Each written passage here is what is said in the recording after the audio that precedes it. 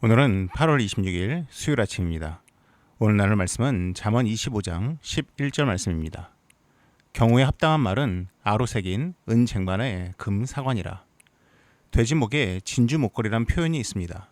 아무리 귀하고 가치 있는 것이라도 그것을 소화할 수 없는 대상에게 주어지면 아무런 쓸모가 없다는 비유입니다. 이러한 비유에 정반대되는 것이 바로 아로 새긴 은 쟁반에 금 사관이란 표현입니다. 아로 새긴 은쟁반, 즉 예술가의 솜씨로 장식을 한 쟁반이 있습니다. 그런데 그 쟁반 위에 더욱 가치가 돋보이는 금사과가 올려져 있습니다. 참으로 완벽한 조화라고 말할 수 있습니다. 은쟁반에 금사과라는 비유의 중요한 포인트는 완벽한 조화이며, 이 비유는 경우에 합당한 말을 설명하기 위함입니다. 경우에 합당하다라고 번역된 히브리어는 오펜입니다. 오펜이란 단어는 본래 돌다, 회전하다라는 개념에서 유래한 단어로 기본적으로 시간, 즉 때를 의미합니다. 나아가 톱니바퀴가 정확히 맞물려 돌아가듯 상황에 맞아떨어지는 적절한 때 혹은 방법을 의미하기도 합니다. 오늘 본문에서는 적절한 때와 알맞은 방법을 의미합니다. 적절한 때와 알맞은 방법처럼 완벽한 조화가 어디 있겠습니까? 반면에 아무리 내용이 옳더라도 그것을 때와 방법에 맞지 않게 전달하면 금사과가 아니라 독사과처럼 느껴질 수도 있습니다. 욥을 향한 세 친구의 조언이 그러했습니다.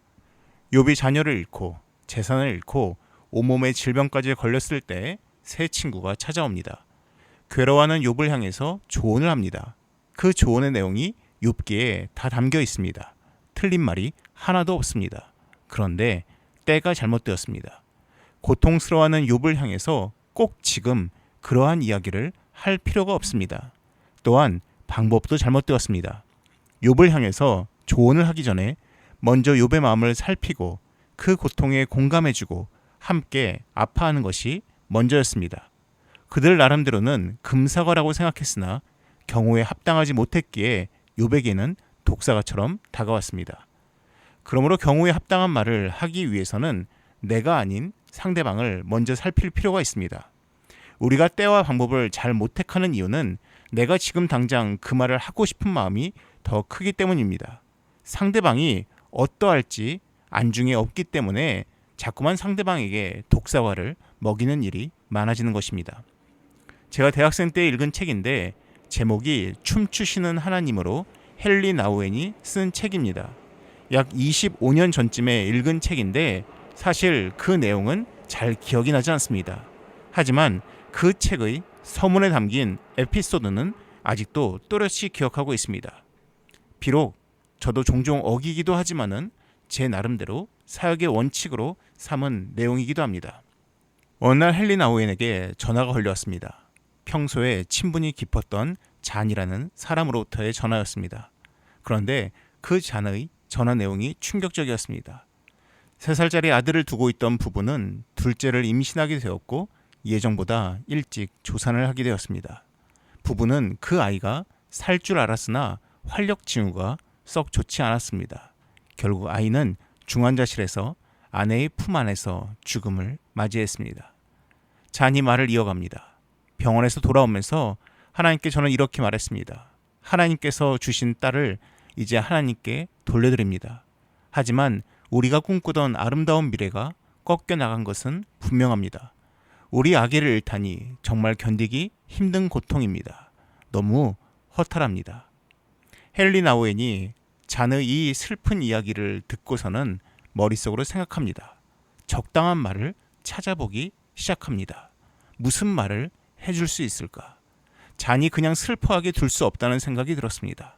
그래서 이렇게 말합니다. 딸과 단 몇 시간밖에 함께 있지 못했지만 결코 의미 없는 시간이 아닙니다. 당신의 기도는 헛되지 않았습니다. 딸은 하나님의 품 안에 영원히 살아 있습니다. 그 외에도 여러 이야기들을 전달한 후에 헨리 나우엔은 깨달았습니다. 내 말이 거의 위로가 되지 않는다는 사실을 느낀 것입니다. 그리고 차라리 그 순간 함께 끌어안고 우는 것이 더 나았다는 생각이 들어왔습니다. 우리는 살아가면서 인생의 경륜이 쌓이면서 좋은 삶의 원칙들을 깨닫게 되고 알게 됩니다. 또한 여러 전문가와 매체와 책을 통해서 듣게 됩니다. 우리 안에 좋은 것들이 쌓이기 시작합니다. 더욱이 우리가 하나님을 믿고 성경을 읽고 성경 안에 좋은 내용들이 우리 안에 흡수되면서 우리는 어떻게 해서든 내 주변 사람들에게 전해주고 싶은 마음이 가득해집니다. 너무나 달콤하고 맛있어 보이고 귀한 금사과처럼 느껴지기 때문입니다. 그런데 우리가 꼭 기억해야 할 것이 있습니다. 과연 지금의 때와 내가 전달하고자 하는 방법이 이 금사과를 담기에 적절한 아로새긴 은쟁반인지를 살펴보아야 한다는 것입니다. 자칫 내가 때와 방법을 잘못 택하여서 상대방에게 독사과를 먹이는 것은 아닌지 주의할 필요가 있습니다. 우리가 그러므로 항상 기억해야 합니다. 우리가 우리 손에 있는 이 사과를 전달하는 이유는 나를 위해서가 아니라 상대방을 위해서라는 것을 기억하고 상대방의 형편과 상대방의 상황을 항상 살펴보아야 할 것입니다. 기도하겠습니다.